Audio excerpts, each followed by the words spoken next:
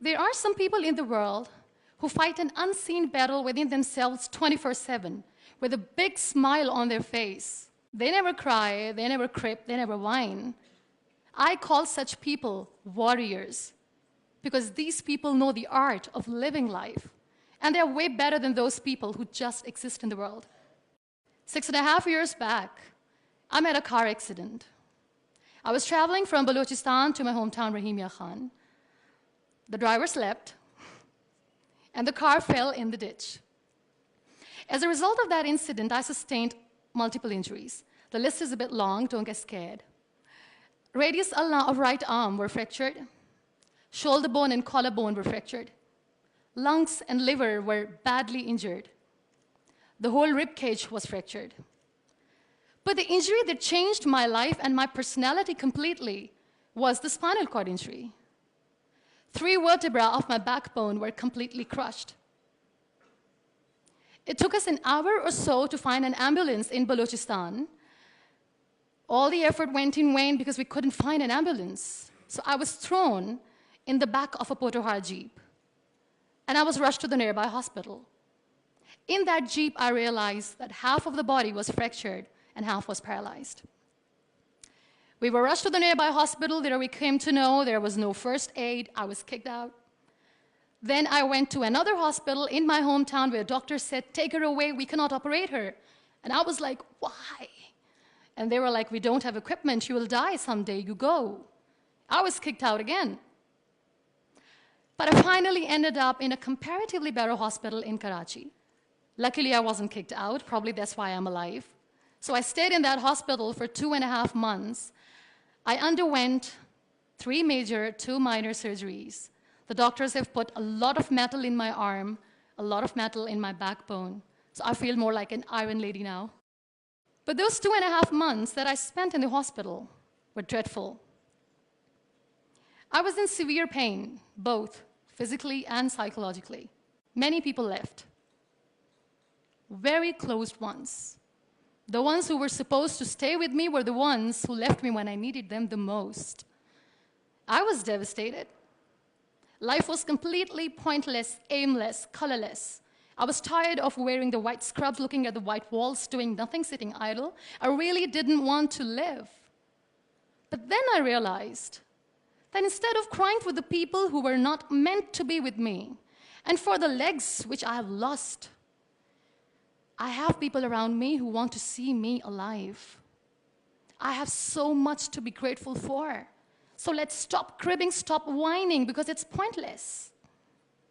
The best decision that I took in my entire life was the painting that I made in the hospital with a deformed hand. That's how I added colors in my colorless life.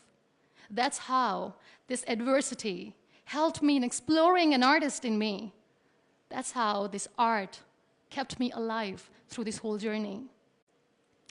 Then I was moved to Islamabad. I stayed in my room on the bed, confined for 2 years, because I developed multiple pressure ulcers and a variety of infections and allergies. Now, this whole traumatic journey of 2 years and 2.5 months being bedridden, doing nothing, the only thing that kept me alive was art. What a beautiful medium art is, that without uttering a single word, you express yourself. What a beautiful escape it was. But the day I sat on the wheelchair for the first time, I was a completely different person. I still remember that I looked at myself in the mirror and I said, "You cannot wait for a miracle to come and make you walk. You cannot wait for the stem cell treatment because it's very expensive. You cannot wait and sit in the corner of the room crying and begging for mercy because people don't have time." So the only thing that I could do was to accept myself the way I was. The sooner, the better. That's what I did. I really wanted to make myself financially strong. Let's become professional. I started to find some jobs. A very good friend of mine, Fine Day, updated a status on Facebook saying, "We want content writers." And like a cribber, I commented, "I wish I could." I was called for that interview, and I was hired as one of the content writers for Pakistan's first official websites, heartofasia.pk. Salman Taseer Late was the CEO. That's how I started my professional career.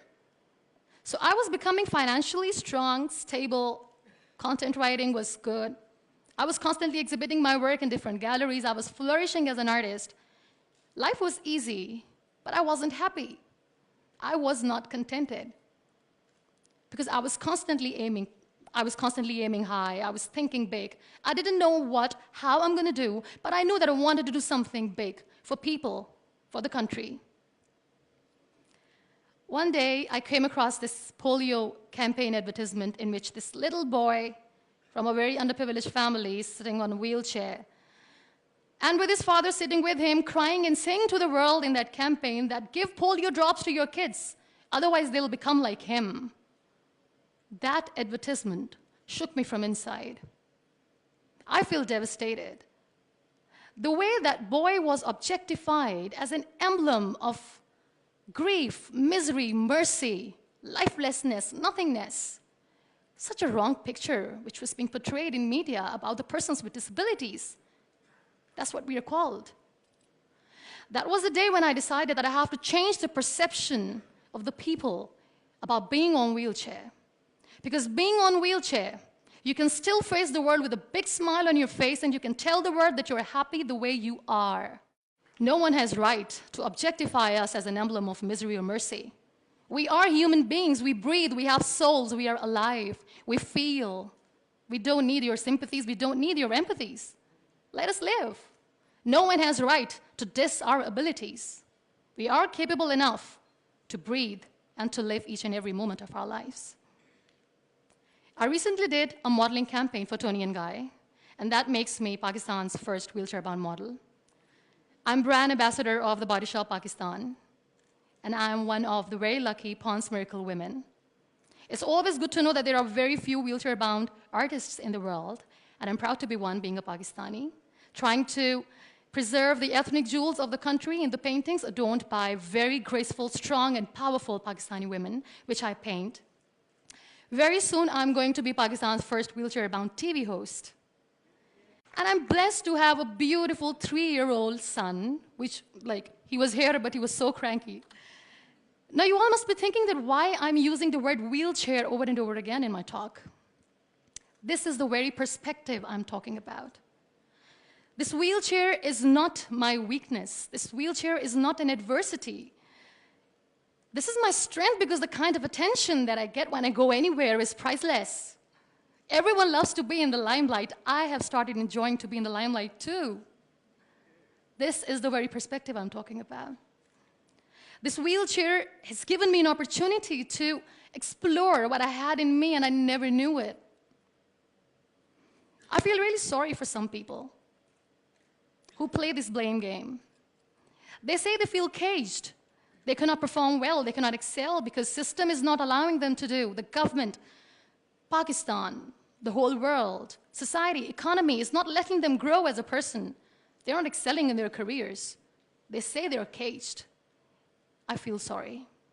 I can undoubtedly say that I'm caged because when I get up in the morning, I'm unable to sit on my own. I'm unable to shift from the bed to the wheelchair, from the wheelchair to the car, from the car to the wheelchair. I need an assistant 24/7 to do little things in life. Let's make it more simple. When I feel thirsty at midnight, and when I forget, which I always do, when I forget to keep my water bottle on my nightstand, and when I don't see anyone around to help me, I stay thirsty for the whole night because I'm unable to get a glass of water for myself. I can undoubtedly say that I'm caged by my body, but my mind is free, and so is my soul, and so is my spirit. I can still dream big. I can still think big. I can still aim high. I can still aspire to inspire. Nothing should stop me. This wheelchair should not be the reason or an excuse of not doing anything in life. I still have big dreams. I still have big plans. And I still have to work on that. Be grateful for what you have. And trust me, you will always end up having more. And if you'll cry and if you'll crib for the little things in your life, you will never, ever have enough. You want to excel? You want to grow? You want to be powerful and passionate and great professionals? Learn the art of converting your adversities into opportunities. The moment you're going to learn it, sky's the limit. So be grateful, be happy, be alive, and don't let anyone diss your abilities. Thank you.